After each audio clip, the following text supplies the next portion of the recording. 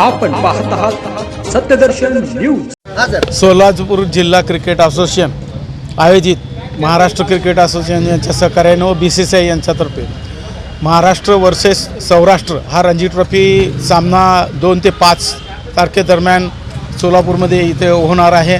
यासाठी आमचे सर्व सोलापूर जिल्हा क्रिकेट असोसिएशनचे पदाधिकारी माननीय रणजितसिंह पाटील, दिलीप माने साहेब, वाइस चेअरमन श्रीकांत मोरे साहेब, संयुक्त सचिव चंद्रकांत बोरसू व धैर्यशील मोहिते पाटील, खजिनदार आमचे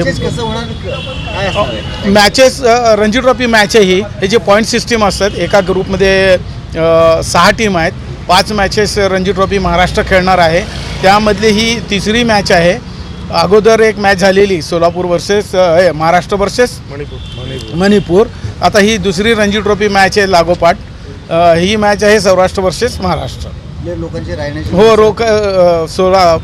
महाराष्ट्र क्रिकेट असोसिएशन आणि सौराष्ट्र क्रिकेट असोसिएशन यांना चित्रा हॉटेल आणि सूर्या हॉटेल आणि एक दिवस लोटस हॉटेल इथे व्यवस्था केलेली आहे।